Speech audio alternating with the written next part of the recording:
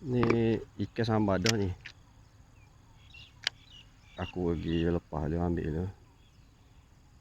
Dia lagi. Kayu putih. Bismillahirrahmanirrahim. Wah. Terkena ni. Okey, ikan ada. Okey guys, ikan ada. Oh, bolok kali lagi ni.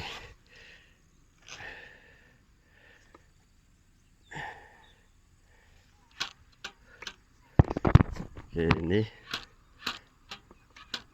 sebab apa? Putus ni.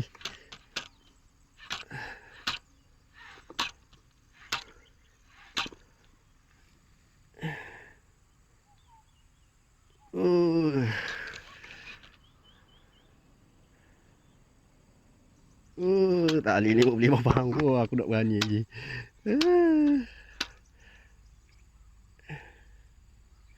Sabar.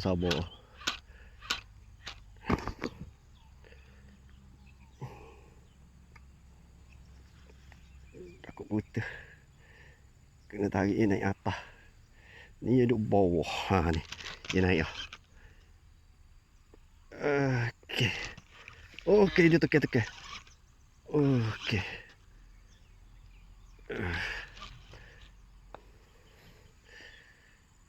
Okey, ada lagi. Dia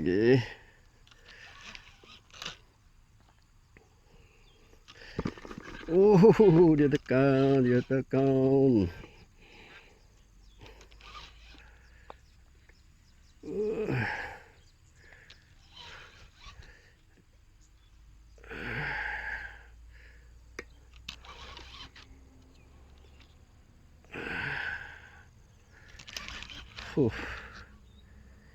Dia perlunya rod yang keras sebab kita nak pump dia.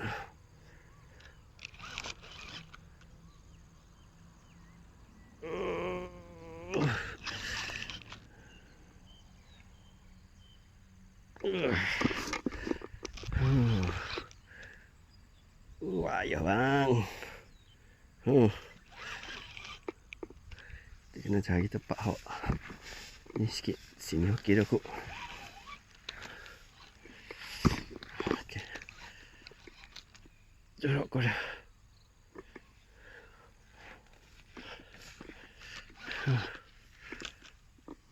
Allah. Samai. Jangan begitu. Takut putus.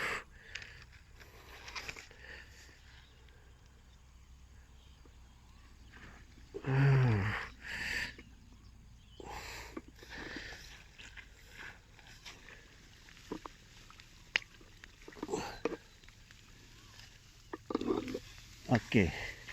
Guys. Tengok guys. Samai. Kau punya. Tak boleh buat naik. Ikan tak tahu sama mana lagi ni. Monster bang. Ini betul monster ni.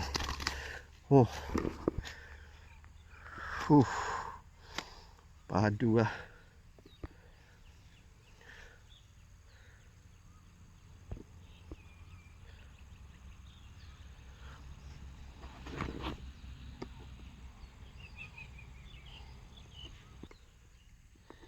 Ni aku pakai soft rock heavy cover daripada Shopee. Nanti aku buat keluar tengok dia punya bentuk macam mana.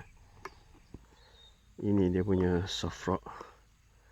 Yang ni 8 cm. Padu lah. Tu dia punya ikan. Nanti kita timbang tengok berapa kilo. Biasa. Ini dia punya monster. Okey, macam biasa. Aku riliskan dia. Dia tidak cedera parah.